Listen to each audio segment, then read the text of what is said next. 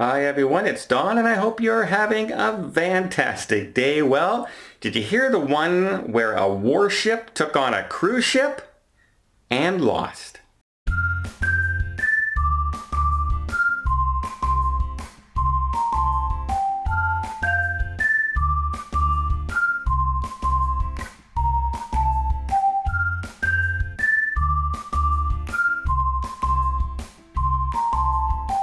This happened about midweek last week, and it's kind of an odd story in these times and age, and it takes place about 13 nautical miles off the coast of Tortuga, a small uninhabited country off the coast of Venezuela. It's owned by Venezuela, and the Venezuelan warship went out to intercept a German cruise ship. Now remember, this isn't World War II, so it went out to intercept a German cruise ship called the Resolute. And the name of the Venezuelan warship was the Nagata. I hope I'm pronouncing that right. And it went out and started to intercept, saying that the Resolute needed to follow the warship back to a Venezuelan port. And while the cruise ship captain and there was no passengers on board at the time, no one's sailing right now other than the cruise ships, it immediately got on the phone to the head office saying, what's going on? What should we do? And apparently the warship started firing warning shots at the cruise ship. And then, after getting no response from the cruise ship there, decided it was going to start ramming. And this is not unusual. Many naval vessels, you'll see Russian and US playing chicken with each other out there with destroyers bumping into each other like this. It's not unknown. However, the warship, which is about 240 some feet long, and the cruise ship, which is about 400 and some feet long, the cruise ship was sailing like this, and the warship comes in like this and starts trying to ram the front, trying to angle it towards the port in Venezuela. Now, there's one thing that the warship didn't quite take into account, and that's that the Resolute is one of those expedition cruise ships that are built to withstand colliding with icebergs. They have triple reinforced hulls, reinforced steel hulls. They are made to withstand the worst things out there that Mother Nature can throw at it, including icebergs and rocks and things. So a warship that's built for speed and maneuverability and is smaller is not quite up to standard. So after ramming the cruise ship a couple times, the warship started to realize it was taking on water. And the cruise ship was barely damaged at all. The paint was scraped, it had a little dent, but nothing to stop it from continuing on its way. It was still completely seaworthy. In fact, the warship, the Venezuelan warship, started taking on so much water that it eventually sunk. Now, as all this is happening, apparently the crew of the Resolute offered assistance and was never answered by the Venezuelan warship.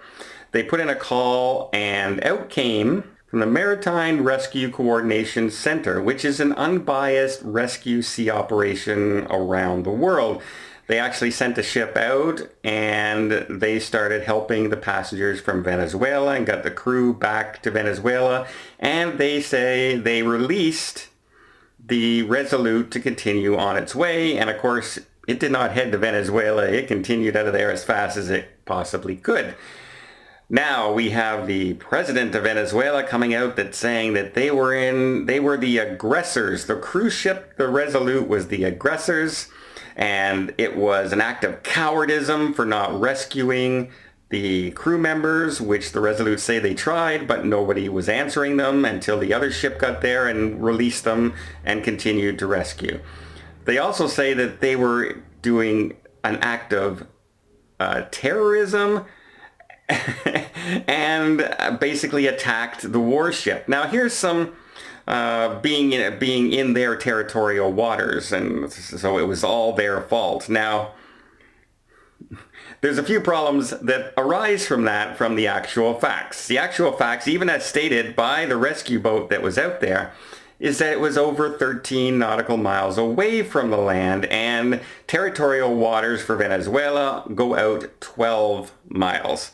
So they were not within any territorial waters whatsoever.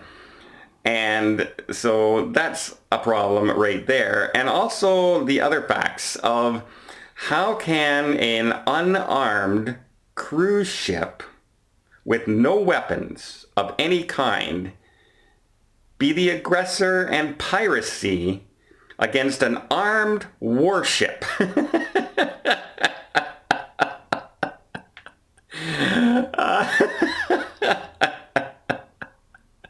Yeah, it can't. It just can't. Also, where you see the damage on the ship, you can obviously tell it was the warship that was doing the ramming, and that's the cause of everything. So, will anything come of this? Probably not, other than a very expensive naval bill for the Venezuelan military. And you can rest assured that the rest of the world has taken note of that country's aggression towards a non-military ship, a cruise ship that sails, down in that area as well. And you can rest assured there'll probably be some military boats in the area just to make sure this doesn't happen again. I absolutely think it's hilarious that a cruise ship sunk a warship. That's pretty funny. Can you imagine? Yeah, that's like, if you ran up to a snowman that's built there and you're gonna destroy the snowman. You run up and you kick it with all your might, and then you realize that somebody built the snowman over a fire hydrant and you break your foot. It's kind of like the captain of the warship going, "Oh, we'll just ram it. Uh-oh." What's happening to our ship?